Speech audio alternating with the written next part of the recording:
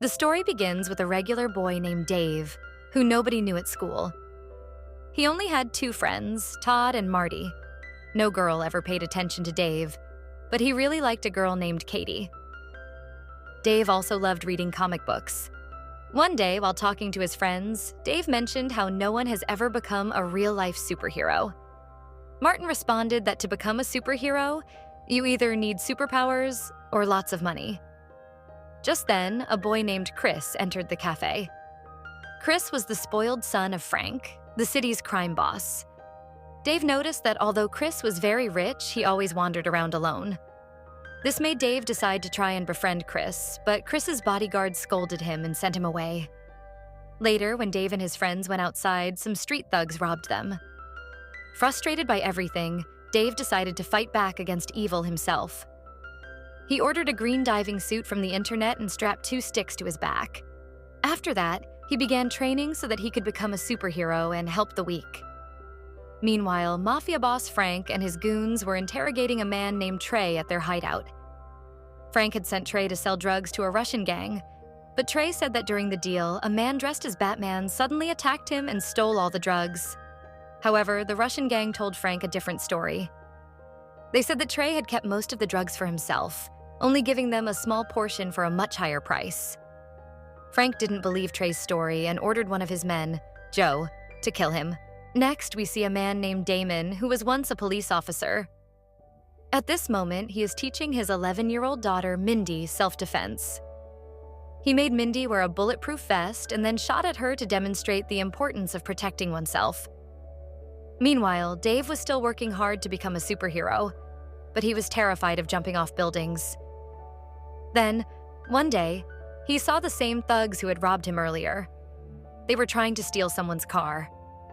Dave gathered his courage, put on his suit, and attacked the thugs. But in the end, they stabbed him with a knife and ran away. Suddenly, a car hit Dave, running him over. Fortunately, some people nearby called an ambulance, and he was taken to the hospital for treatment. A few days later, Joe informed Frank that a man named Trey had sold drugs to the Russian gang again, making Frank realize that the Russians had lied to him. Furious, Frank ordered Joe to retrieve his stolen drugs. The next day, Joe captured the Russian boss, who confirmed that Trey had indeed been selling drugs to them. Joe locked the Russian boss inside a large microwave and cooked him to death. Meanwhile, after Dave's car accident, metal plates were implanted in his body, and due to nerve damage, his pain tolerance had increased significantly. When Dave returned to school, Katie suddenly talked to him and asked him out on a date, leaving Dave completely stunned. He told his friends about this, and Martin explained that this had happened because the entire school had spread a rumor that Dave was gay. Dave was shocked to hear this, but didn't say anything because he wanted to get closer to Katie. He continued working hard to become a superhero and even created an Instagram page under his superhero name. One night, while looking for a lost cat, Dave noticed 3 thugs beating up a man. Dave intervened and fought the thugs, saving the man's life. His metal plates and high pain tolerance helped him in the fight. During this, people recorded the fight and uploaded it to YouTube, and soon, Dave, now known as Kick-Ass, became famous everywhere. Meanwhile, Damon and Mindy, who were also watching the video, realized that Dave might have potential as a superhero, though Damon wasn't too pleased about it.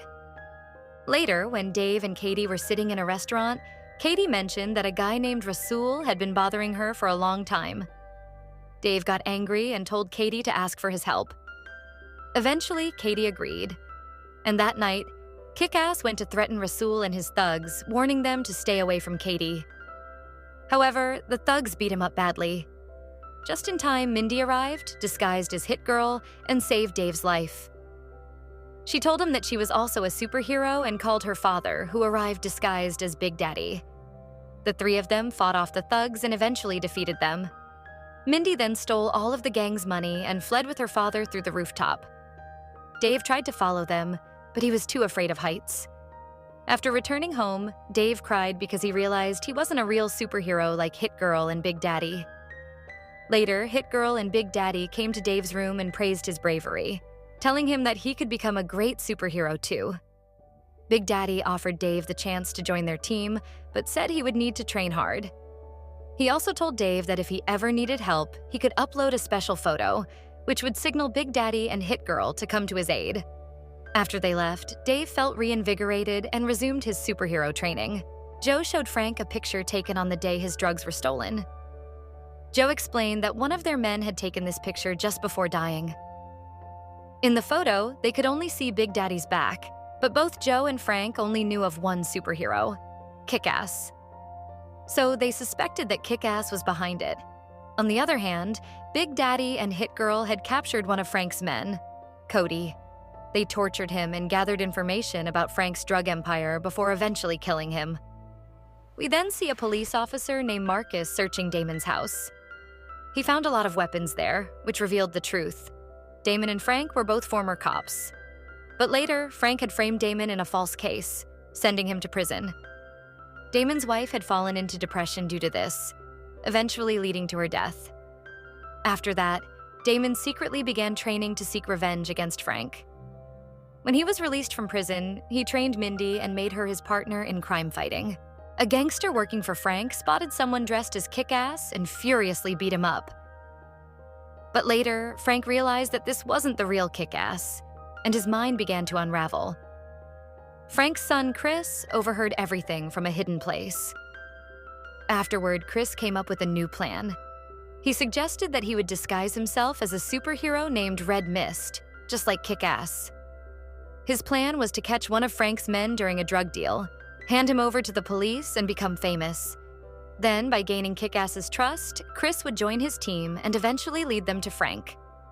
Chris soon put this plan into action and became a media sensation as Red Mist. Afterward, he contacted Kick-Ass through his Instagram page, and the two arranged to meet. When they met, Red Mist expressed his desire to join Kick-Ass in helping people. Impressed by Red Mist's flashy car, Kick-Ass was excited and agreed. The two superheroes then went to one of Frank's warehouses. However, when they arrived, they found the warehouse engulfed in flames. Panicked, they searched for survivors, but everyone had already been killed. Red Mist grabbed a teddy bear from the scene and barely escaped the burning building in time. Afterward, the two superheroes went their separate ways. Frank, watching from a distance, was deeply worried about his son. Soon, Chris arrived at the office and showed everyone the footage he had captured from the warehouse. In reality, Chris had hidden a camera inside the teddy bear. The footage revealed that it was actually Big Daddy who had killed everyone in the warehouse and set the place on fire. This made Frank realize that their real enemy wasn't Kick-Ass, but Big Daddy. Frank then instructed Chris to use Kick-Ass to set a trap for Big Daddy. On the other hand, after the warehouse incident, Dave had lost all hope of becoming a superhero. One night, he noticed that Red Mist had sent him multiple emails begging for help. Finally, Dave changed his mind, donned his Kick-Ass suit once more, and went to meet Red Mist. Red Mist told Dave that he was being blamed for the deaths of everyone in the warehouse. He explained that they now needed to catch the real criminals and prove their innocence, and for that, they would need Big Daddy's help. Kick-Ass, believing Red Mist's story, sent out the special signal to request Big Daddy's help. Big Daddy and Hit Girl saw the signal and asked Dave to meet them at their hideout.